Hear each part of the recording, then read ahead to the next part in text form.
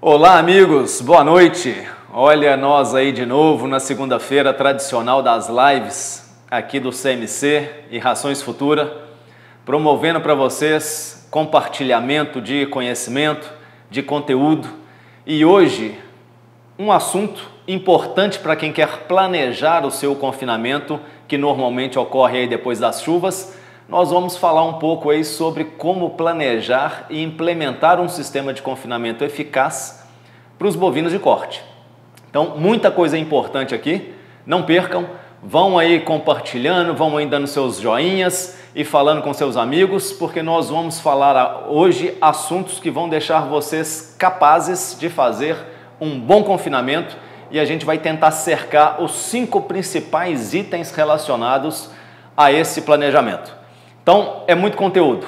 Vamos lá, não vamos perder tempo, mas antes disso, lembrando, né, alguns ainda não me conhecem, mas eu sou o Ricardo Alves, eu sou engenheiro agrônomo de formação, sou consultor técnico do Grupo Futura e trabalho juntamente com outros colegas, ajudando vocês produtores, trazendo conhecimentos, indo nas fazendas, dando consultorias, as aulas, enfim, a gente acaba aí contribuindo de forma geral com o aprendizado de vocês.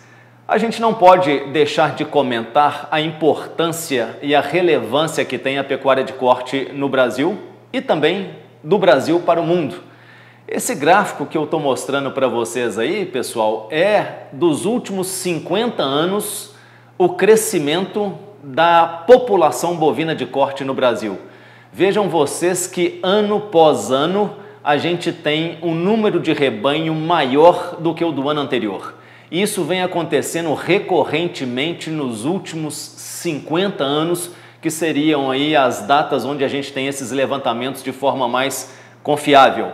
E vejam que se formos traçar uma curva de tendência, ela continua dizendo que os próximos anos será no mesmo ritmo. Mas muito importante, curiosamente dizendo, esta curva azul que vocês estão vendo aí é a área disponível de pastagem no Brasil. Vejam que ao longo também das últimas décadas, né, estamos considerando aí nos últimos 30 anos, a gente vem perdendo todos os anos uma área significativa de pastagem no Brasil. Isso é em torno de 1 milhão de hectares de pastagem a menos todos os anos. Então, nos últimos 30 anos, nós perdemos em torno de 30 milhões de hectares de pastagem. Mas, na hora que você vê o slide anterior, a pessoa pergunta, pô, Ricardo, mas tem algo que não está combinando. Você, no slide anterior, mostra que o rebanho brasileiro vem crescendo ano após ano. E agora você está me dizendo que a área de pastagem vem reduzindo ano a ano? É isso mesmo. Qual é essa mágica? Onde que a gente vai conseguir fazer com que esses animais consigam caber nestas áreas cada vez menor? O que explica isso? É essa curva vermelha. Ela mostra para nós a produtividade da pecuária de corte nos últimos anos ou nas últimas décadas do Brasil. Veja que ela está empinada para cima. Ela é uma curva também que todos os anos cresce em relação ao ano anterior. E o que significa produtividade na pecuária de corte? É a quantidade de arrobas que nós conseguimos produzir por hectare ano. E o Brasil, no ano passado, fechou essa produtividade em torno de 4,7 arrobas por hectare ano. Tudo bem, é um valor muito pequeno, é pífio, mas mostra que nós estamos num ritmo acelerado de crescimento e é só isso que é capaz de fazer com que a gente consiga colocar todos os anos mais animais em áreas cada vez menores, né, disponíveis de pastagem. E não é à toa que essa produtividade cresce. O que no fundo vai mandar para que isso ocorra? É o seu resultado de lucro, seu resultado financeiro e econômico advindo da sua pecuária. E se a gente for olhar aí, ó, este gráfico fechado do ano de 2023, que são essas colunas verde em cor mais clara, mostra que quem esteve na média da produtividade do Brasil, de 4,7 arrobas por hectare, ele está ali entre 3 e 6 arrobas, ele ganhou em torno de R$ 230 por hectare no ano passado. E o que está projetado, o que vai se projetando aí para este ano de 2024 é até um pouco menos. Mas observe que à medida que aumenta-se a produtividade, chegando aí na casa até de 26 a 38 arrobas por hectare ano, não que isso seja o limite, mas que foram levantados produtores com essa produtividade, vejam que o lucro tem uma relação direta com produtividade. À medida que você aumenta a produtividade ou as arrobas produzidas por hectare ano, o valor do seu lucro por hectare também aumenta proporcionalmente. Então existe uma relação direta. Isso faz com que então nós tenhamos a produtividade como o nosso foco, como a nossa palavra-chave para desenvolver um trabalho dentro da nossa pecuária. E essa produtividade está em função de quê? Basicamente também de uma outra palavra que nós vamos usar muito, que é intensificação. O que é isso? Isso é o uso mais concentrado, o uso mais intensificado de tecnologias, de práticas relacionadas a esse resultado de aumentar mais as arrobas por hectare ano. Isso tem relação com o aumento da lotação, que é o número de animais que nós vamos colocar mais na mesma área. Tem uma relação direta com suplementação, cada vez mais novos produtos de usos maiores no consumo do animal também tem feito um efeito substitutível na pastagem, onde você consegue colocar mais animais, como também o aumento de nutrientes para esses animais. O uso mais intensivo também de corretivos e adubações na pastagem, a pastagem sendo considerada ou identificada como uma cultura, como deveria ser, assim mesmo, né? E por fim, seria o fechamento dessa intensificação da pecuária de corte no confinamento, onde a gente gastaria uma área muito mais reduzida, os animais sem necessidade do uso da pastagem, para a gente poder fazer então a terminação desses animais, melhorando inclusive a qualidade dessa carcaça. Mas vamos então partir já para pensar o que nós iríamos usar e o que nós vamos precisar para um confinamento. E quando a gente então entra no nosso primeiro capítulo de hoje, dos 5 que nós vamos falar, que seria da nutrição, uma pergunta nunca se cala. A gente escuta isso todas as horas, o produtor nos questionando. E aí, doutor, qual que é o melhor volumoso para o confinamento de bois em terminação? Bom, para a gente entender o que é volumoso, é todo aquele material vegetal, né, que seria usado na alimentação dos bovinos, que tem mais do que 18% de fibra bruta e que não tem tanta energia como seria os concentrados. Então tem um pouco menor o seu valor energético. Isso é caracterizado como volumoso, que pode ser as pastagens, pode ser uma capineira, pode ser as silagens, pode ser o feno, enfim, tudo isso se classifica como um volumoso. Mas qual que é a exigência do nosso animal que está ali em confinamento? O animal de corte que nós vamos colocar ele para terminação. Existe uma correlação entre exigência nutricional e as características do volumoso. É óbvio que quando eu vou para a necessidade nutricional desse animal, um animal engorda, que já está com a sua carcaça formada, ele precisa de mais energia do que propriamente de proteína.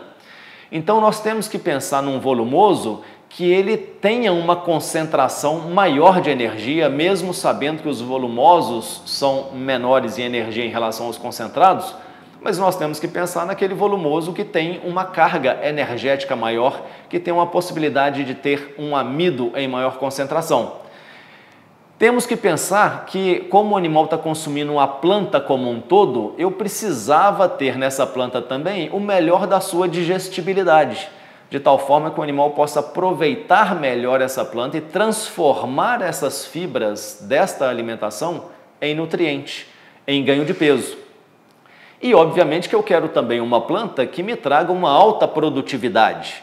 E isso nós podemos dizer que seria a quantidade de matéria seca que seria produzida por hectare. Isso tudo, né, somado, vamos entender assim, ele leva a gente a responder que o melhor volumoso para uma dieta de confinamento de bovinos, que também poderia se enquadrar para o gado de leite, que também precisa de energia, é a silagem de milho. dúvida nenhuma que este seria o melhor volumoso para a gente poder usar numa dieta de terminação de um gado de corte. Agora, devemos também considerar o seguinte: qual o melhor volumoso para as suas condições, produtor rural? Eventualmente você não tem condições agrícolas melhores possíveis para se produzir o milho. Às vezes a condição existente na propriedade ela pode ser restritiva ou ela pode até levar a um risco muito alto de produzir o milho. Então, por melhor que a gente diga que a silagem de milho seria o melhor volumoso para ser dado nos animais em terminação no confinamento, eu devo considerar que, dependendo das situações agrícolas da fazenda, dependendo das condições edafoclimáticas, que envolve também a distribuição de chuvas, temperaturas e outras características, eventualmente o milho não seria a melhor indicação para se produzir ali na fazenda. Então vamos dar alguns exemplos. Se eu estou numa região, por exemplo, com alto risco de chuvas, risco, na verdade, de não ocorrer chuvas, ou um risco alto de veranico, ou uma região, um solo que retém muito pouca umidade, um terreno mais alto, bem drenado, nessas condições, às vezes, eu produzir o sorgo como esse volumoso seria muito menos arriscado do que eu produzir o milho. E o sorgo também é uma silagem de alta qualidade. Ele não vai estar no mesmo nível da silagem de milho, mas ele vai estar aí com seus 85% da qualidade de uma silagem de milho e às vezes com muito menos risco de produção nas condições de ter chuvas mais irregulares. Eventualmente, eu tenho uma fazenda muito pequena e eu preciso para o meu negócio ter uma escala maior de animais. Quando eu tenho áreas muito restritas em termos de tamanho, às vezes eu teria que partir, por exemplo, para uma capineira, um capiaçu, em que eu poderia fazer 2, 3 cortes no ano. Esse seria um material campeão de produção de material vegetal por hectare ano, especialmente quando eu faço mais cortes no ano. Não tem as mesmas características energéticas e de nutrientes que uma silagem de milho ou uma silagem de sorgo, mas eventualmente é ela que vai me salvar para eu poder ter uma escala maior de animais no meu confinamento e eu faria a correção desses nutrientes, especialmente da energia, com os concentrados. Vai me dar uma dieta mais cara? Naturalmente sim, mas eu vou ter condições de ganhar em escala. Temos também cana-de-açúcar, que tem uma energia até um pouco elevada. Uma característica muito interessante da cana é que o ponto maior de concentração de energia dela está na seca, diferentemente de qualquer outro volumoso que nós temos na época da seca. A sua qualidade pior, de mais fibra, de menos digestibilidade, a cana é o momento que ela concentra a maior energia, com suas limitações para quem não tem máquinas para cortar, mas enfim, também uma cultura perene, que você vai plantar e cortar durante diversos anos, que também não deixa de ser uma opção. Então, importante dizer o seguinte, fechando esse tema de qual o melhor volumoso. Silagem de milho, sim, é a melhor solução, é a melhor escolha para uma dieta bem balanceada e de maior concentração de energia, mas nem sempre será ela possível de ser cultivada dependendo das minhas condições agrícolas, tá certo, pessoal? E para efeito de planejamento, qual seria a quantidade de silagem que eu precisaria para eu poder alimentar os meus animais? E quantos hectares eu também precisaria para poder plantar essa área? Vamos trabalhar em cima do caso da silagem de milho. Primeira coisa que nós precisamos saber, qual é o consumo desses animais? O animal, pessoal, ele consome um percentual do peso vivo em matéria seca. Toda vez que a gente for falar de nutrição animal, os nutricionistas, os técnicos, eles vão fazer todos os cálculos em cima da matéria seca do alimento. O que significa isso? Eu tenho 100 quilos aqui de uma silagem, eu retiro a água dessa silagem, vai me sobrar ali um material seco, sem água. E para uma silagem de milho, o que seria interessante esse percentual de matéria seca? É uma silagem ali entre 32% e 35% de matéria seca. Ou seja, de cada 100 quilos daquele material original, daquele material verde da silagem, eu teria, tirando a água, de 32 a 34, 35 quilos de material restante seco. Então nós vamos fazer cálculos sempre com base na matéria seca. Qual que é o consumo de um animal, de um boi, no confinamento? Ele consome por dia aproximadamente 2,4% do peso vivo dele em matéria seca. Então vamos trabalhar em cima de um caso hipotético, vamos dar uns exemplos aqui e isso servirá para vocês entenderem a política de cálculo, seja para qualquer peso que vocês entrarem com os animais no confinamento ou mesmo o peso de saída. Média, padrão de confinamento no Brasil, entrada dos animais em torno de 390 quilos até 420 quilos. Então, exemplificando um animal que entra com 390 quilos e que eu vou levá-lo até 540 quilos de peso vivo. O peso médio deste animal, que seria a soma do peso final mais o peso inicial dividido por 2, eu tenho então 465 quilos de peso médio. Qual que seria o consumo, então, deste bovino em matéria seca por dia? É os 465 vezes o 2,4%. Eu acho, então, que esse animal vai consumir em torno de pouco mais de 11 quilos de matéria seca por dia nesse confinamento. Mas é claro que este consumo de matéria seca é do volumoso mais o concentrado. Então, agora eu preciso saber, para planejar a quantidade de volumoso que eu vou gastar, qual é a relação em matéria seca que eu tenho de volumoso e de concentrado.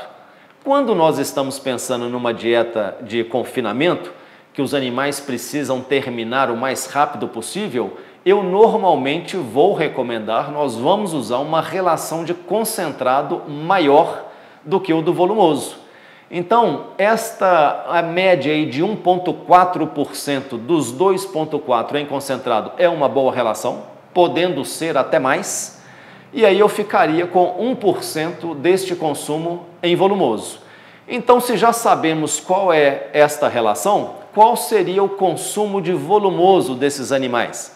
Aqueles 465 quilos de peso médio vezes 1%, esse animal vai consumir de volumoso por dia 4,650 kg. Considerando um confinamento aí de 105 dias, que seria mais ou menos o padrão para a gente poder levar este animal aos 540 quilos, saindo de 390, este animal então consumirá no período de confinamento dele 488 quilos de matéria seca de silagem, ou seja, do volumoso. Agora, quanto de matéria seca esse animal vai consumir de silagem? Quanto de matéria natural ele vai consumir? Se eu pegar os 488 quilos de matéria seca e dividir pelo percentual de matéria seca que eu tenho na silagem, considerando que essa silagem está em 32% de matéria seca, eu consigo encontrar então que este animal consumirá 1.525 quilos de silagem ou de matéria natural da silagem no período que ele vai ficar em confinamento. Com estes dados, eu consigo avançar o meu planejamento, então, e poder até saber quanto de área agrícola eu vou precisar ter para alimentar os meus bois. Então, se a gente pensar que um produtor, usando as técnicas disponíveis que temos no mercado, um milho de alta tecnologia, um solo com fertilidade adequada, corrigido, que as chuvas foram regulares, a produtividade de um material desses de milho hoje, pessoal, é na casa aí de umas 55 toneladas de matéria natural por hectare. Se tivermos um teor de matéria seca de 32%, nós teríamos de produtividade, então, 17,6 toneladas de matéria seca por hectare. Sabendo desta produtividade, eu então consigo saber agora, 1 hectare, quantas cabeças ele é possível alimentar. Então, qual seria a minha área de produção agrícola baseado no número de cabeças?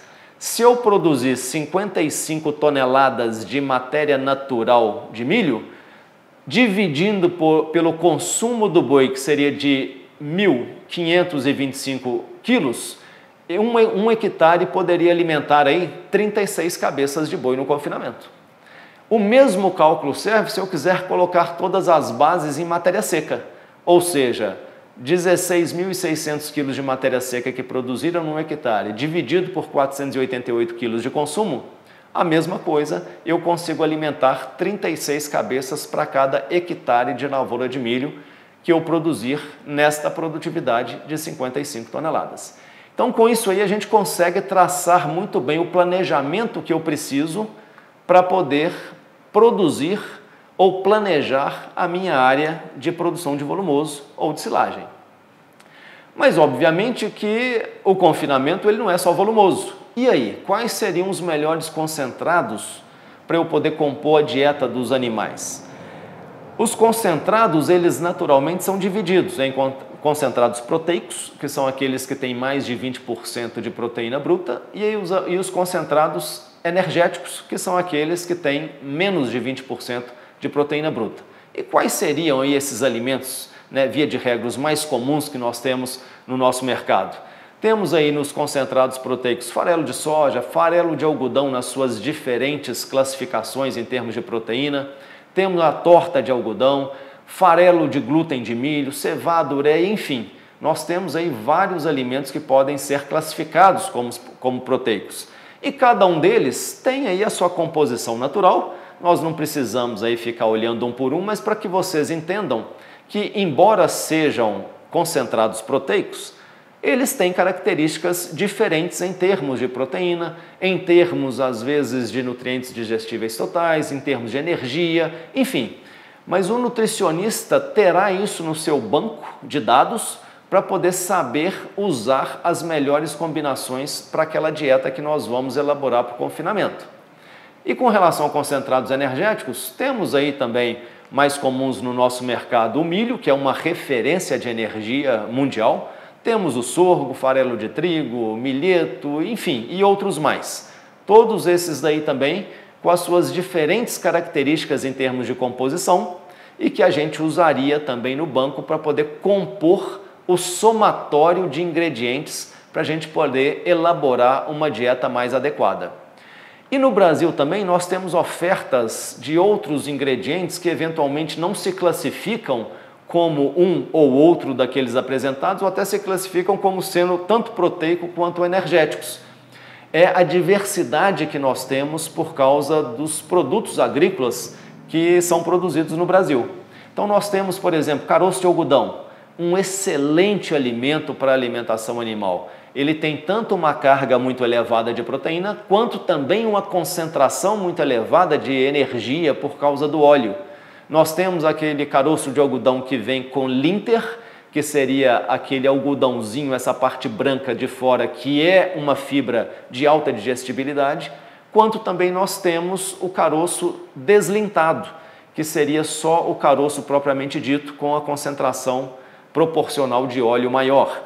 Temos que ter um pouco de atenção para não usar quantidades muito grandes, para não ter um excesso de óleo no rumen do animal, não afetar aí a microbiota dos animais e, eventualmente, o caroço de algodão em excesso pode interferir no consumo por causa não no consumo, mas nas características de sabor da carne.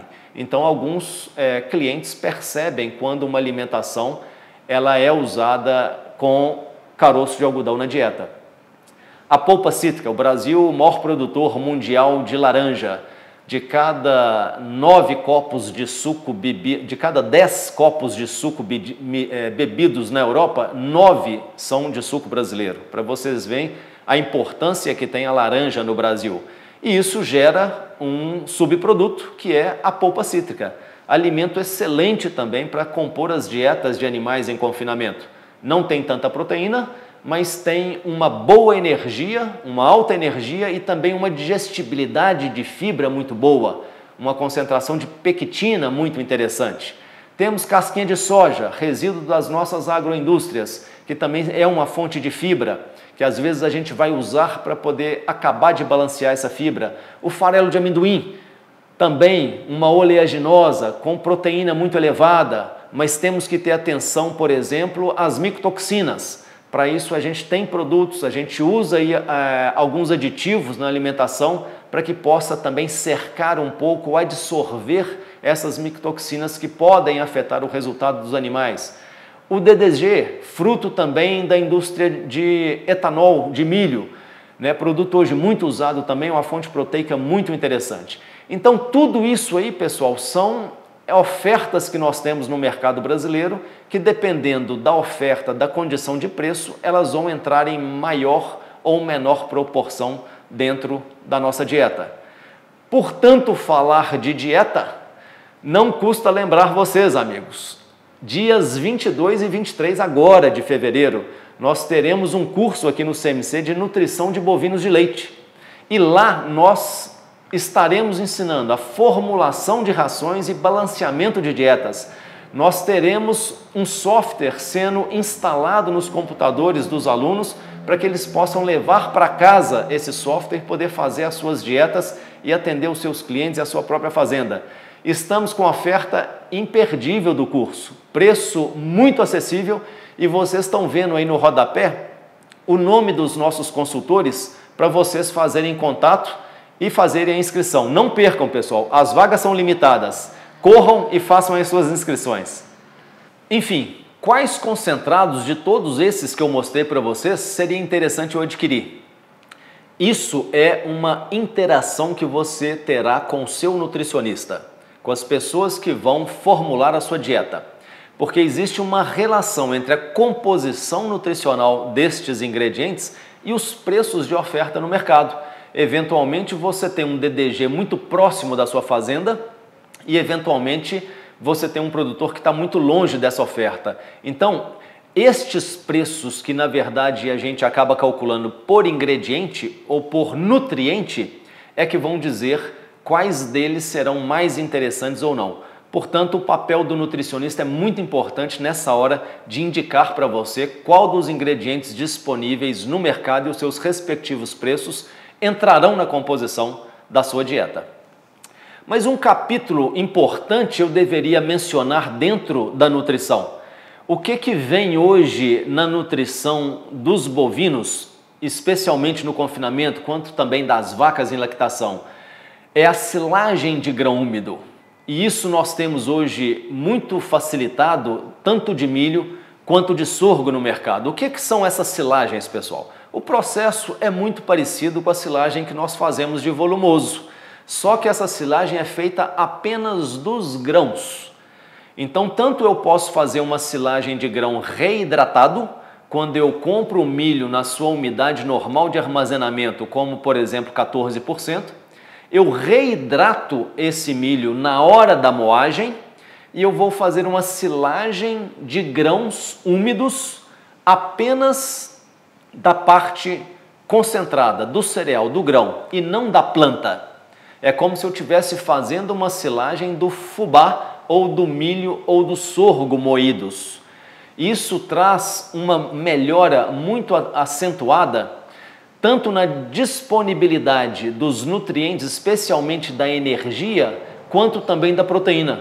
Vejam aí um comparativo do caso do milho, quando eu uso ele integral, daqueles 14% de umidade pronto para armazenamento, em comparação com a silagem de grão úmido. Eu consigo aumentar a proteína depois que esse mesmo milho foi para a silagem, quanto também eu consigo aumentar principalmente a energia desse milho. E além de tudo, eu aumento a disponibilidade ou a digestibilidade desse amido. Os animais vão conseguir absorver dentro do mesmo peso uma quantidade maior de nutrientes, especialmente da energia. E além disso, eu consigo estabelecer uma forma de armazenar este ingrediente na minha fazenda, porque eu vou colocar ele nos silos tradicionais, vou fechar ele, isolar ele contra o ar e a água, então eu tenho além disso um produto armazenado na fazenda que poderá ficar durante anos sem nenhum problema, desde que eu não deixe a lona furar para não entrar água nem ar. Então, se eu fizer um comparativo aí entre milho e sorgo, para eu saber qual deles eu vou optar, ou milho ou sorgo na dieta dos meus animais, Bom, se formos olhar proteína, o sorgo tem até um pouco mais de proteína do que o milho, 9 contra 11,6 a 12. Mas o valor energético do sorgo é de 90% em relação ao grão do milho. E no valor de mercado, via de regra, isso varia de ano para ano, mas a gente tem o sorgo valendo aí de 75% a 80% do preço do milho no mercado. E aí? Eu vou usar milho ou sorgo na dieta dos meus animais? É uma grande pergunta que eles estão sempre nos fazendo. Então, via de regra, se eu for usar esses dois grãos na forma integral, eu vou analisar preço. Se o milho estiver aí 75%, se o sorgo estiver com um desconto em que o valor dele esteja de 75% a menor em relação ao milho, eu vou para o sorgo.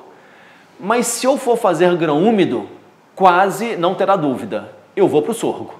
Quando se processa o sorgo, quando se processa o milho, neste caso da silagem de grão úmido, o sorgo dá uma resposta muito interessante e para ruminantes, então, a gente não teria diferenças quando eles tivessem sido processados, especialmente na silagem de grão úmido.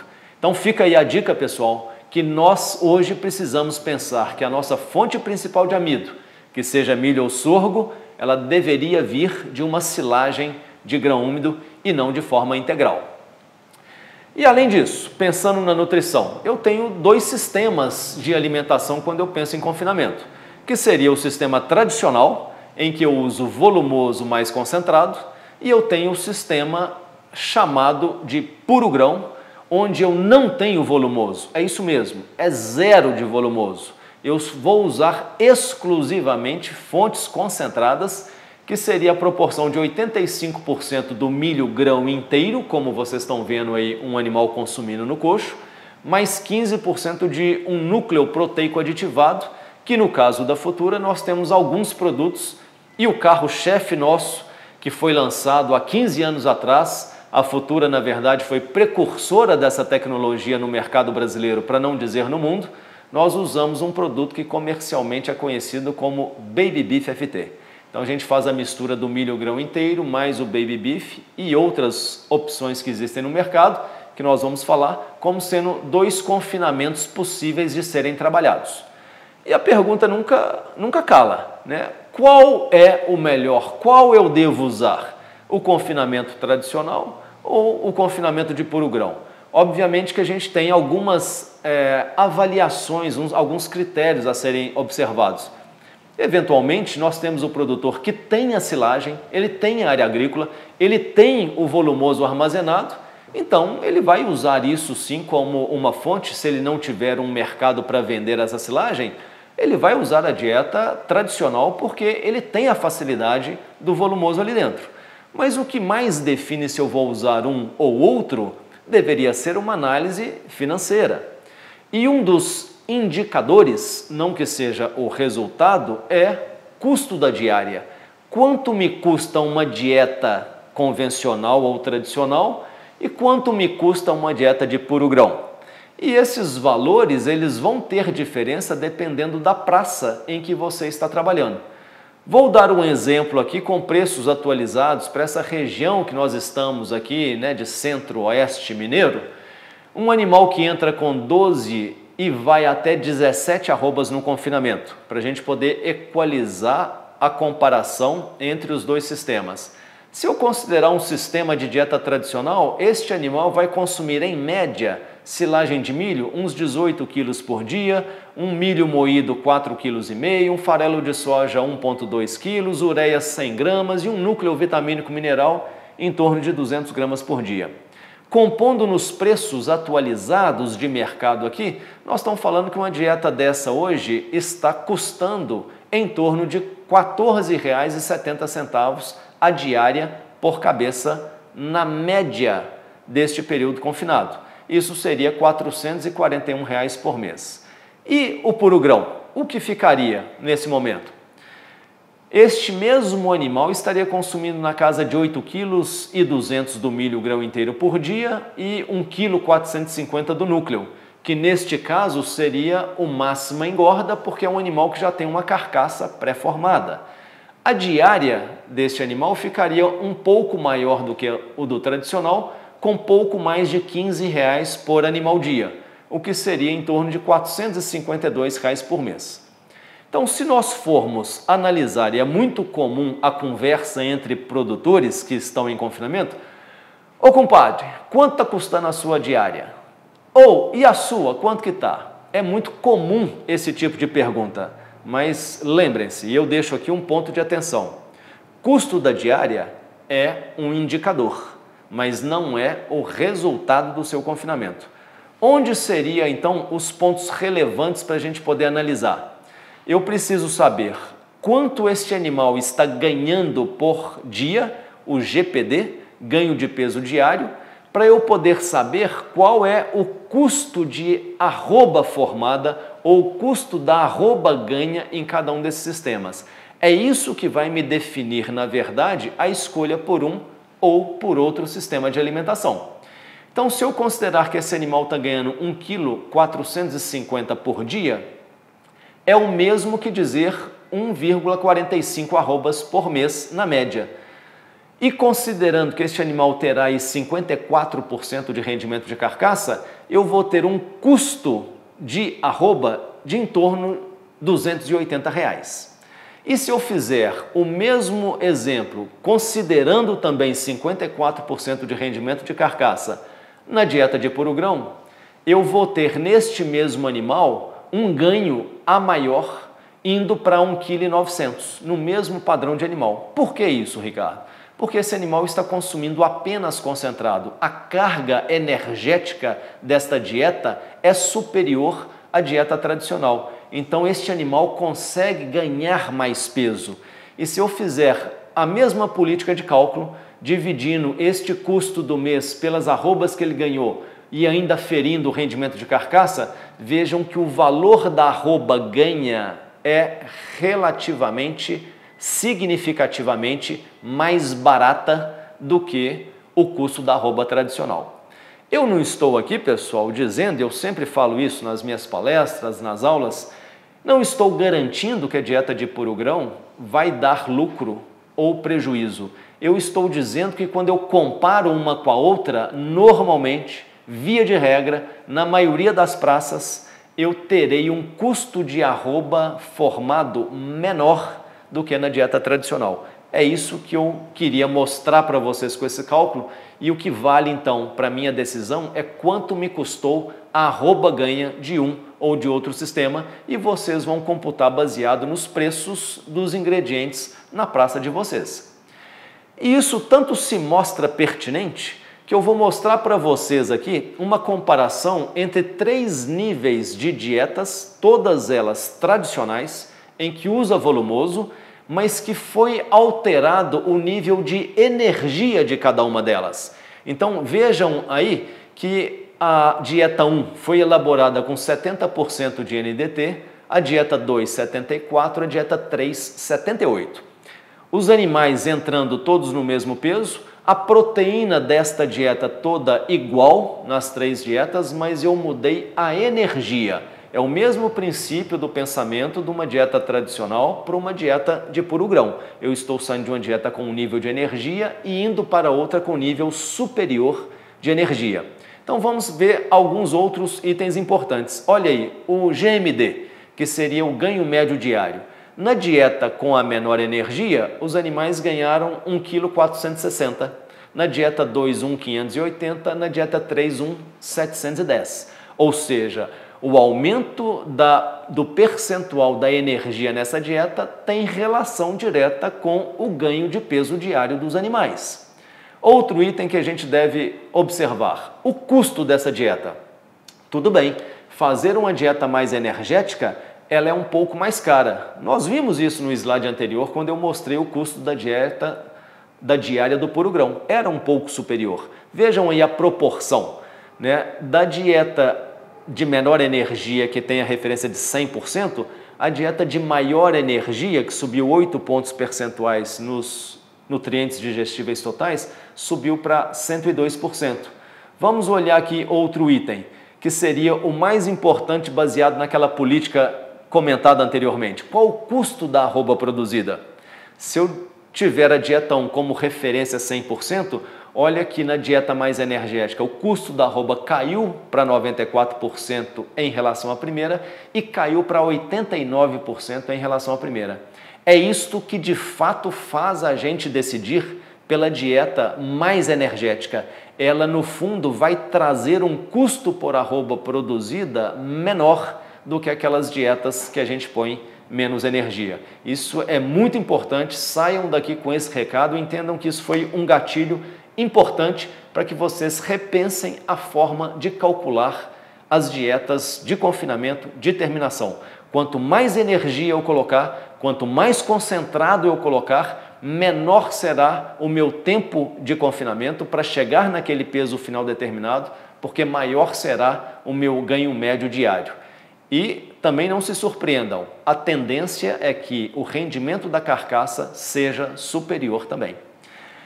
E aí, Ricardo, você falou tanto de dieta, de nutrientes, de produtos, mas o que seriam os produtos que a Rações Futura teria para atender essas dietas? Bom, na dieta comercial tem vários, eu vou citar aqui poucos deles e que vocês aí na região de vocês, em contato com os representantes e supervisores de cada uma da região, terão as melhores indicações. Mas nós temos aí o Confinamix PG30 farelado, como o Núcleo PG15. Ambos eu vou usar 15% dele, 85% do milho moído.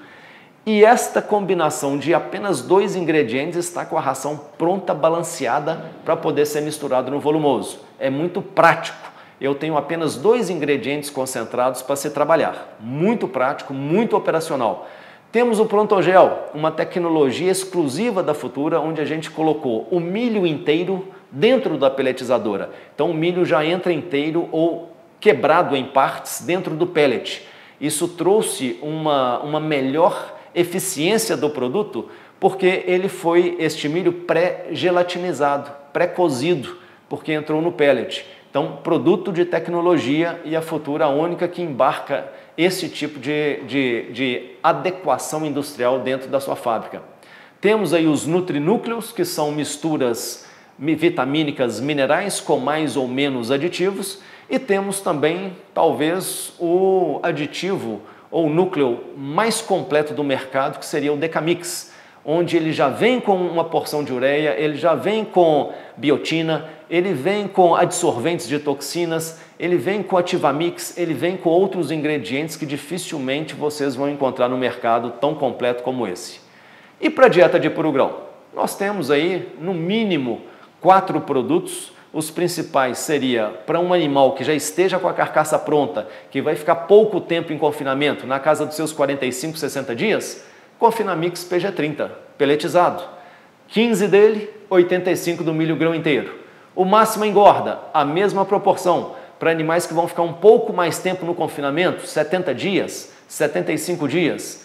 E o Baby Beef, o nosso tão tradicional, original, né, o produto mais conhecido no mercado, com a melhor eficácia em termos de ganhos, que pode ser dado do animal desde recém-desmamado até o ponto de abate, seria este o Baby Beef, também na mesma proporção, 85 de milho, 15 do Baby Beef. E o Prontogel, que acaba funcionando como um produto flex. Ele tanto pode ser usado na dieta tradicional, usando-se volumoso, quanto ele pode ser dado também puro, sem volumoso, fazendo o papel de puro grão.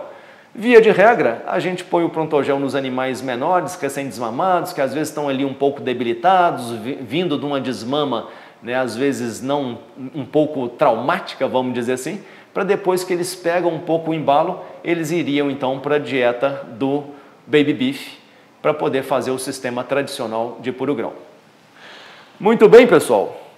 Nutrição é óbvio que é o capítulo mais importante dentro desse contexto. Aprendemos aí então a falar de nutrientes, de ingredientes, de balanceamento, falamos dos tipos de sistemas, falamos de dieta de falamos de silagem de grão, enfim, aprendemos a planejar, calcular a nossa área agrícola. Mas nada disso vai valer se nós não soubermos fazer um manejo dessa dieta, um manejo de coxo. E para isso nós precisamos falar um pouquinho da gestão operacional dessa nutrição. Qual seria a melhor dieta? né? Tem um caminho muito grande entre aquilo que eu formulo e aquilo que o animal vai consumir. Os passos são imensos, e eu digo que seria pelo menos 5 passos. A dieta ideal, a melhor que tem, é aquela que está lá no computador. É aquela que eu pego todo o meu banco de alimentos que eu possuo lá dentro, pego a exigência que o animal terá para ganhar o peso daquele inicial até o final, e eu calculo aquela dieta ali. Essa é a ideal, essa é a melhor dieta que tem, ela é perfeita, ela não tem erro, mas ela está lá no computador. Depois que sai do computador, né, eu preciso entender também que aqueles alimentos que eu usei na mistura daquela minha dieta, elas têm a mesma composição daquele banco que eu usei do computador. Eventualmente eu tenho um nível de nutrientes na minha silagem do computador e aquela que eu estou de fato usando lá no campo não tem a mesma qualidade. Então, primeiro eu preciso saber qual que é a análise bromatológica dos alimentos que eu estou usando para colocar no computador aquelas análises do alimento que eu estou usando. Além disso, eu preciso pesar de forma fidedigna aquilo que eu passei para o meu operador. Fiz tudo lá no computador, mas ele está usando exatamente, ele está pesando exatamente aquelas devidas quantidades para que a ração possa ter as mesmas proporções que eu calculei. É outro ponto de atenção. Eu misturei esses ingredientes no tempo certo? Eu coloquei na sequência adequada dentro do meu misturador? Se eu não tenho um misturador, eu levei isso para o coxo, eu consegui fazer uma mistura homogênea de tal forma que os animais não segreguem isso tudo? Enfim, isso tudo são pontos de atenção que eu preciso observar dentro dessa minha gestão. E por último, eu tenho que saber o que o animal de fato consumiu. Porque eu levar aquela dieta que eu calculei bonitinha e o animal não ser capaz de consumi-la, não vai adiantar, eu não vou ter os mesmos resultados previstos. Então vejam que tem uma grande distância entre aquilo que eu calculo no computador e aquilo que de fato o animal vai consumir. E uma vez que eu fui com os animais para o confinamento, qual que é o meu primeiro passo, a minha primeira atenção? Eu tenho que adaptar os animais àquela nova dieta. Afinal, esses animais estão vindo de uma outra condição, que eu não sei qual delas, mas está vindo de um pasto melhor ou pior, está vindo de um pasto com suplementação de proteinado, está vindo com um pasto com suplementação só de saulinha branca, ou eventualmente com um pouco de ração, enfim. Esses animais vão passar a consumir um produto que é diferente daqueles que eles vinham consumindo. Então eu preciso adaptar aquele animal, a flora microbiana desse animal, o rumen desse animal, eu preciso adaptar a esta nova dieta. E eu não posso fazer isso simplesmente colocando de um dia para o outro os animais dentro de um confinamento com aquela dieta que eu quero para a engorda. Eu preciso gastar alguns dias e estes dias vão ser entre 14 a 21 dias para eu poder estar com esses animais na dieta definitiva que vai levar eles até o abate. 14 dias bem feitos é suficiente. Vocês não precisam perder mais tempo com a adaptação. Afinal, quanto antes esses animais conseguirem chegar no seu peso, no seu ganho de peso pleno, melhor é. Então, quanto antes eu trazer esses animais para a dieta definitiva, melhor é. Mas eu tenho que fazer isso com segurança e com menos de 14 dias, dificilmente eu vou conseguir fazer isso de forma adequada. E existem alguns protocolos para essa adaptação ao confinamento. Vou falar de 3. A mais comum delas, a mais usada por mais da metade dos confinadores, é a adaptação em escadas. O que significa isso, pessoal? Eu, na verdade, vou utilizar 3 tipos de balanceamentos de volumoso, de 3 a 4, em que eu mudo as proporções do volumoso e do concentrado. Eu começo a dieta dos animais da adaptação com, por exemplo, 55% da matéria seca da dieta em concentrado e 45% de volumoso. Com 5 dias nessa dieta, eu vou mudar para a dieta 2, que eu aumento um pouco o nível de concentrado e diminuo de volumoso, como por exemplo 65-35. Mais 5 dias, eu vou para a dieta 3, que seria um pouco mais de concentrado, um pouco menos de volumoso, 75-25, para então 5 dias depois eu entrar na dieta minha definitiva, que é aquela que os animais ficarão até o abate, como por exemplo 85-15 na dieta, e assim ele vai embora. Então esta é a adaptação que nós chamamos de escadas, muito fácil o entendimento. Existe outra adaptação que seria a segunda mais usada pelos pecuaristas em confinamento, que é a adaptação de restrição. O que é isso?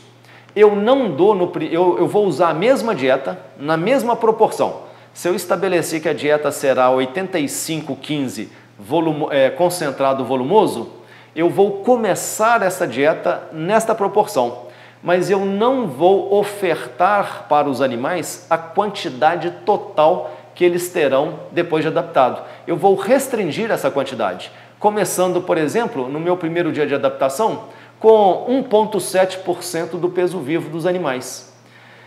Aí no segundo dia, eu vou aumentando, a cada dia eu vou aumentando 0,05% desta exigência do animal. Então no segundo dia, eu aumento a dieta para 1,75% do peso vivo. No terceiro dia, 1,8%.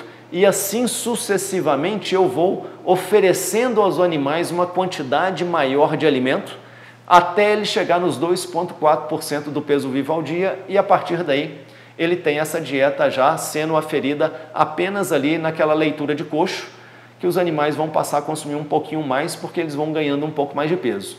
Então essa é a segunda adaptação mais usada, que é a de restrição. E a terceira, muito pouco usada, vou apenas citar, que é a pessoa fazer uma formulação de dieta diferente para cada uma dessas fases. Então, pouco usado, só casos específicos. O mais importante seriam essas duas primeiras que eu comentei com vocês. Mas, obviamente, que o coxo também requer manejo. E esta dieta que eu estou colocando para os animais, eu não vou colocar ela uma vez no dia. Eu vou preservar a qualidade dos alimentos colocando mais vezes ao dia. E o que seria uma boa distribuição? Um bom número de refeições? 4. Isso é um bom número. Mais é até melhor. Menos eu já começo a pecar um pouco, porque o alimento começa a desidratar ali no coxo, toma um pouco de sol, o animal refuga um pouco mais. Então eu poderia tomar como via de regra 4 refeições por dia, mas também preciso distribuir as proporções dessas refeições de forma diferente. A primeira refeição do dia, 6 da manhã, eu colocaria 30% daquilo que os animais consumiriam no dia. Às 10 horas da manhã, faria a segunda refeição, colocaria apenas 15%. Ainda teria uma sobra da primeira alimentação, mas eu vou com um alimento novo, eu atraio os animais a chegarem no coxo novamente, eu atraio eles a consumirem um pouco mais da dieta no dia, e isso é muito bom. Às 14 horas, eu faço o terceiro trato, colocando outros 15% do que comeria no dia. E por fim, o último trato do dia, às 18 horas, em que eu colocaria 40% do consumo do dia. Por que a maior proporção seria no último trato? Porque é o maior intervalo que eu terei das 18 horas até as 6 da manhã do dia seguinte. Nós ficaríamos aí 12 horas sem colocar uma refeição nova no coxo. Então essa distribuição é uma distribuição muito legal, distribuição que funciona muito bem e que nós estamos sempre mantendo um alimento fresco no coxo, atraindo os animais a consumirem um pouco mais. Qual outro fator que tem relação com nossos resultados? A genética animal. Obviamente que existem tanto dentro de uma mesma raça diferença entre animais, entre indivíduos, como nós temos no Brasil, muito comum também, diferenças entre grupos raciais, raças diferentes que entram no confinamento. E no Brasil, basicamente, eles se dividem em 3 grupos.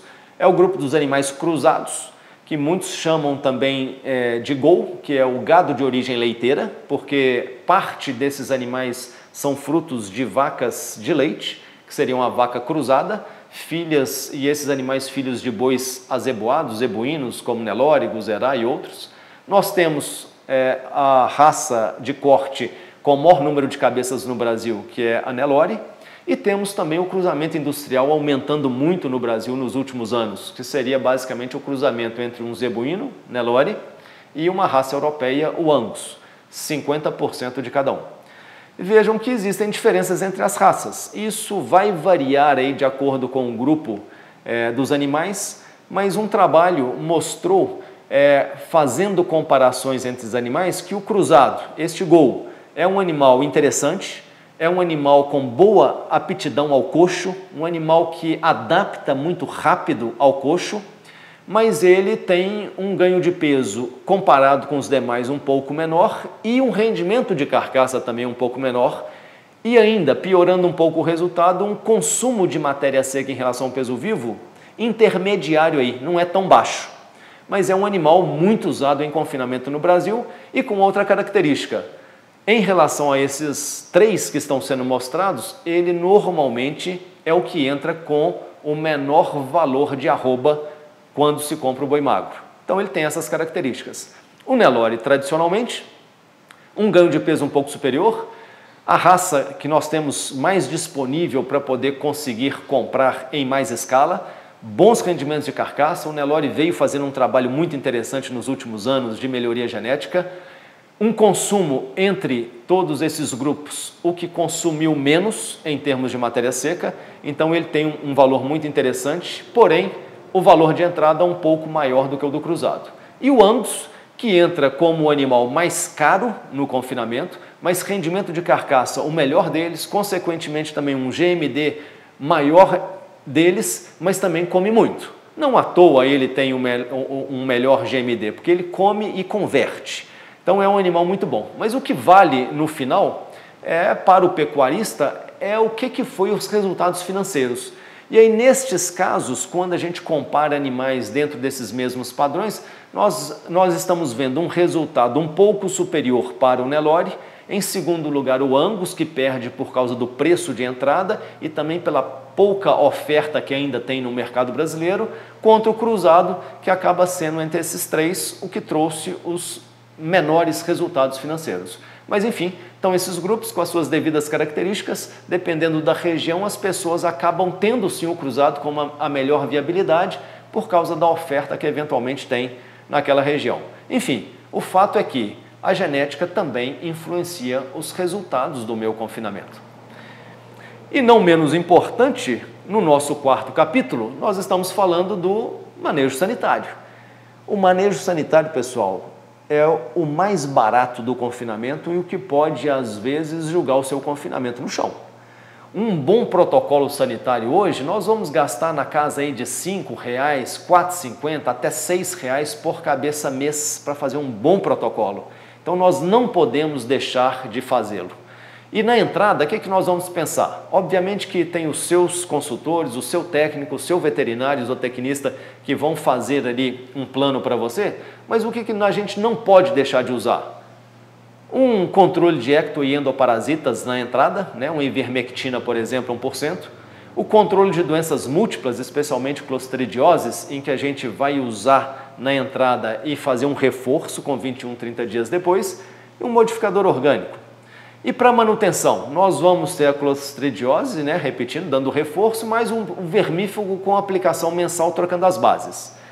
Ah, doutor, mas eu posso usar aí um fortificante, um ADE, às vezes um controle ou um preventivo para uma doença pulmonar naqueles confinamentos, na época da seca, estão com muita poeira, né? Posso fazer, às vezes, alguma coisa contra a conjuntivite, os animais vão estar muito próximos. Enfim, existem, obviamente, planos diferentes um do outro, mas sim, pode ser usado e o seu técnico aí vai dizer. Mas esse que eu mostro seria o básico. E mostrar que o manejo sanitário ele tem influência no resultado do nosso trabalho e não podemos deixar de fazê-lo. Como também não podemos deixar de contar para vocês, ainda neste mês de fevereiro, e eu vou estar lá, no dia 27, eu que darei o dia inteiro de aula, mas 3 dias direto de um dos melhores cursos disponíveis no Brasil. Nós vamos falar da pecuária de cria, de recria e de engorda, Vamos falar de confinamento convencional, confinamento puro grão, vamos falar de análises financeiras, vamos falar de genética, de qualidade de carne. Tem muito assunto interessante. Por isso, não dá para fazer por menos de 3 dias. Eu, Dr. Paulo, Dr. Leandro Sâmia, Dr. Renato, enfim, é um grupo de profissionais também muito experiente, muito vivido no mercado e que também vocês estão com essa oportunidade aí de preço promocional com vagas limitadas. Vejam aí no rodapé os nossos consultores, o contato deles. Não deixe de fazer contato, pessoal. Está chegando, viu? É esse mês mesmo. Aguardo vocês lá, viu? E aí, pessoal, terminando o nosso último capítulo, não menos importante também, instalações. Isso tem influência. Quais seriam os dimensionamentos, pessoal, que nós temos que pensar para o confinamento? Primeiro, quantas cabeças eu vou pôr por baia? Minha sugestão, mínimo 50 e nunca mais do que 250 para um efeito de manejo. Mas 120 é um bom número e de preferência se eu colocar múltiplos do número das cargas do meu caminhão para que quando eu for tirar a baia eu tire todos os animais e não deixe animais para trás. Quanto de área, Ricardo, eu preciso dimensionar por cabeça? Via de regra, fácil guardar, 1 metro quadrado por arroba viva. Então eu dimensiono as minhas arrobas finais, se eu vou levar meus animais a 18 arrobas de peso, 18 metros quadrados por cabeça, para que eu tenha esses animais sem competição. Em áreas com muita chuva eu preciso pensar em aumentar essa área. Vejam aí, por exemplo, onde está com X vermelho, ó, mau sinal. Veja aí uma densidade muito elevada, animais competindo por área, deitam pouco, vão ruminar menos, vão acabar consumindo menos e ganhando menos. Olhe aí uma outra foto à direita que está legal. Veja que tem espaços suficientes, nós temos animais deitados, em pé, temos animais em coxo, enfim, isso é dimensionamento de área. Linha de coxo, muito importante.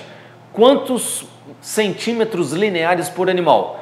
Num sistema bem manejado, que eu ponha várias refeições por dia, que tem uma quantidade de concentrado maior, 35 centímetros lineares é suficiente. Mas tenho que ter bom manejo e dietas mais concentradas. Senão, eu tenho que ir a 55, 60 centímetros por cabeça, quando eu não tenho essas outras características. E se for confinamento de puro grão? 10 centímetros, pessoal. Tranquilo, os animais ficam muito pouco tempo em coxo, o alimento é muito concentrado, eles não conseguem consumir grandes quantidades em cada refeição. Tranquilo, 10 centímetros por cabeça. E área de sombra, obrigatório? Mostra-se as pesquisas que eu tendo conforto térmico para esses animais, o ganho de peso é maior. Quanto de sombra eu ponho? De 3 a 5 metros quadrados por cabeça ou, pensando muito bem, 40% da baia põe em sombra, se assim for possível. E qual que é o sentido dessa sombra? O sentido norte-sul. Por que isso? Para que essa sombra possa caminhar ao longo do dia de um lado para o outro e aí eu não tenho muita umidade concentrada num ponto só. Olha aí essa foto da esquerda. Linha de coxo lotada. Ou o cara está colocando poucas refeições no dia ou eu não tenho linha de coxo suficiente. O fato é que eu sempre vou ter animais menos dominantes esperando vagar um espaço para ele poder consumir. Então esses animais seguramente vão ganhar menos peso. Diferentemente da foto da direita, eu tenho animais consumindo, eu tenho espaço no coxo se outros animais quiserem chegar, eu tenho animais recreando, eu tenho animais deitados, ruminando, enfim. Ali tem espaço suficiente para que os animais possam estar bem confortáveis, sem nenhum problema. O que faltaria lá? Isso, a sombra, mostrando que isso de fato veio para ficar e que isso justifica ter para um melhor ganho de peso animal. Outras coisas que a gente observa que tem influência. A falta do pé de boi. O que é pé de boi, Ricardo? É aquele espaço concentrado, aquele espaço concentrado entre a borda da cocheira e o local onde os animais estão em pé consumindo. Aquilo ali é o que a gente chama de pé de boi, que deveria ter ali de 2 a 2,5 metros de largura para poder os animais estarem consumindo em pé neles e outros rodearem por trás sem nenhum problema. Quando eu não tenho pé de boi, eu vou começar a criar buracos ou rebaixar um pouco o nível do coxo. Às vezes eu até tenho pé de boi, mas mal dimensionado em termos de largura. O animal fica comendo empinado. O contrário ocorre também, o animal comendo quase que de cabeça para baixo, com os membros anteriores em buraco, fazendo com que o animal tenha um desconforto ao comer, e isso também reduz o consumo. Outra não conformidade, nos lugares onde chove muito, os animais atolados, muito barro, este é o maior inimigo que nós podemos ter num confinamento. Então tudo isso tem influência pela falta de um pé de boi que deveria ser pensado nas suas instalações. Temos também hoje, no caso de confinamento de puro grão, os coxos de autoatendimento, em que a gente tem capacidades aí variáveis, né, de 4, 6, 9 toneladas, e os animais vão consumindo e a ração vai descendo naturalmente. Nós chegamos a ter, no caso aqui do CMC, pessoal, e todo primeiro sábado do mês, com algumas exceções, a gente recebe visitas de produtores aqui. A próxima vai ser no segundo sábado do mês, porque nós teremos outro compromisso. Então, no segundo sábado de março, nós teremos o próximo encontro. Vocês podem ver isso tudo aqui. São coxos que, às vezes, nós ficamos 3 semanas sem reabastecer. Isso mesmo, 3 semanas sem ter que repor o coxo. Considerando que eu estou com 2 ingredientes secos, que é uma dieta de puro grão, nós temos essas facilidades e uma redução no custo operacional absurdo. Então, temos esses coxos automáticos para a dieta de puro grão, que é uma inovação. E bebedouros, eu preciso pensar também, lembrando que a água é o ingrediente mais importante que nós temos dentro do confinamento. Primeira coisa que nós temos que pensar, água. E ela tem que estar em volume e em qualidade disponíveis para os animais. E para que eu tenha um bebedouro limpo, eu posso fazer os bebedouros basculantes, de tal forma que eu posso lavá-los com muita frequência, fazer também um pé de boi ao redor dele e usar aí de 3 a 5 centímetros lineares por cabeça. A gente hoje pode se pensar em evitar esses coxos antigos, tradicionais, ou bebedouros antigos, que eram bebedouros e reservatórios. Esses coxos têm dificuldade de serem lavados, não serão lavados com a frequência que precisam. O operacional das fazendas tem muitas atividades e acabam deixando esse bebedouro para trás e vira isso que nós estamos vendo aí. Isto não é água para boi beber. Eu falo que a qualidade da água do bebedouro, ela tem que ser de tal forma que nós tenhamos coragem de, no mínimo, lavar o rosto naquela água que o boi está bebendo. Se a gente não tiver coragem de lavar o rosto, saiba que essa água também não está apta para esse animal consumir. E novas instalações vieram pensando sempre em conforto animal e mostrou que até o confinamento de bois de origem leiteira, que nós chamamos tradicionalmente no mercado de gabiru, que são bois com 3/4, 7/8 de holandês como esses, foram confinamentos viáveis na dieta de puro grão e que nós conseguimos obter animais aí com 450 quilos de peso vivo, rendimentos de 54% na carcaça, com menos de 12 meses de idade. Isso é foto real do nosso ambiente aqui do CMC, onde vocês poderão conhecer e nos dar o prazer de fazerem uma visita para novos conhecimentos de tecnologia de manejo em termos de confinamento. Pois bem, pessoal, nós ficamos aqui esses minutos agora à noite. Eu tentei rapidamente passar para você aquilo que nós teremos no nosso curso de forma muito mais específica, muito mais aplicável. Não percam o curso que nós teremos, mas abordamos aí os 5 pontos que eu entendo serem os mais relevantes quando a gente pensa no planejamento de um sistema de confinamento: nutrição, manejo, genética, sanitário e instalações. Se nós dominarmos esses 5 itens, tenho certeza que você terá sucesso no seu confinamento. Venha para o CMC, venha participar conosco, venha nos visitar. Estamos recebendo aqui algumas perguntas. Ao longo da semana nós vamos passar para vocês aí nos grupos essas perguntas. Enfim, nós estaremos aqui à disposição para poder lhes atender e fazer desta nossa segunda-feira, agora com a recorrência de frequência de 15 em 15 dias, um momento de compartilhamento de conteúdo e de informação. Pessoal, muito obrigado. Agradeço vocês, pecuaristas, colegas, técnicos e companheiros aqui da Futura. Um grande abraço.